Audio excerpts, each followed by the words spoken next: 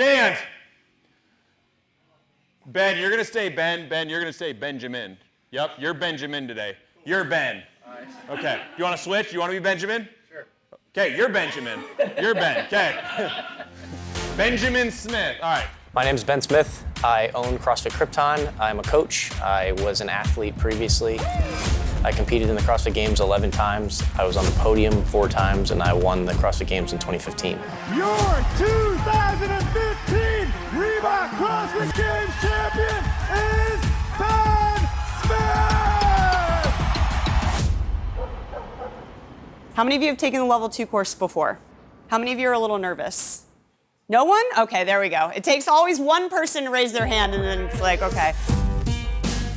As an affiliate owner and as a coach, my primary goal is to make people in my gym fit. You know, it's to help them achieve their goals, but also at the same time not giving up what CrossFit is. All right, so we're gonna do the medicine ball clean today. We're gonna take the medicine ball from the floor, pass through a squat, and stand up with it. So we're gonna start, let's just demo. I have not taken the level 2 before. For me as a coach, I'm always trying to learn. You know, why not come try to learn from the best at a level 1 or a level 2? When do they need to shrug? After these things.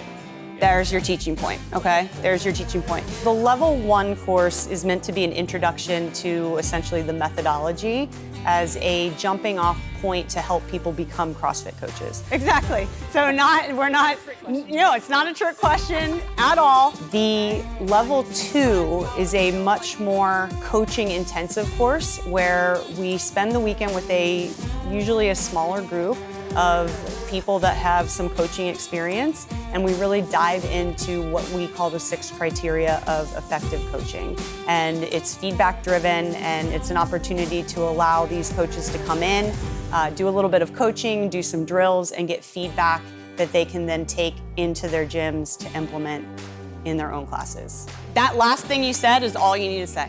Yeah.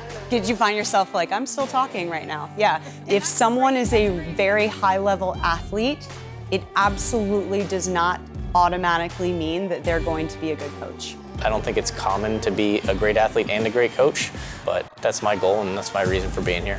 I want to have you teach that again, but I want you to be very clear in what they need to think of in order to do it the right way. Pitfalls we see with longtime affiliate owners and longtime coaches, they oftentimes don't know what they don't know. They coach within the vacuum of their own gym and many times come in with just a lot of the same things we see across the board and then no different. Do you think you might be able to get your hand in there quickly as she's doing the movement? He taught the medicine ball clean. Probably not something you teach too often too, huh? And the intention was to use a progression to break the movement down to keep it pretty simple.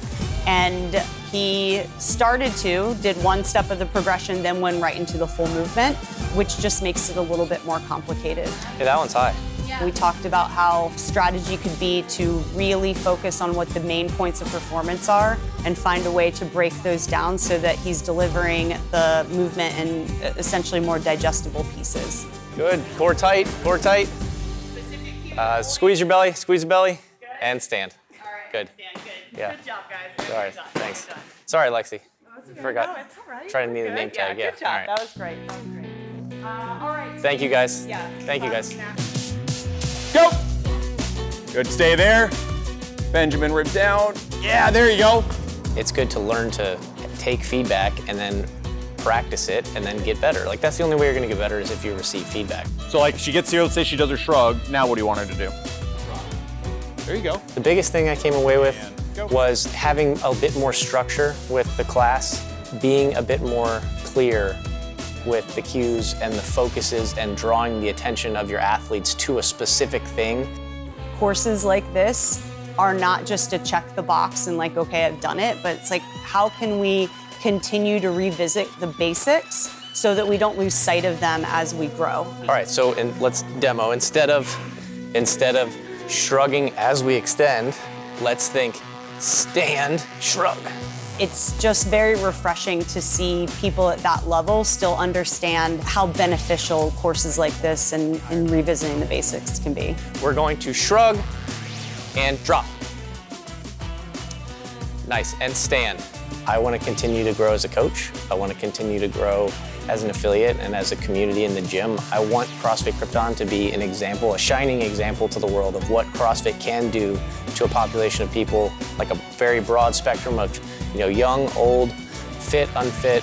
I just want to make people better and do the best that we can with the people that come into the gym and have those people go out into the world and be an example to everyone else of what CrossFit could be. 3, 2,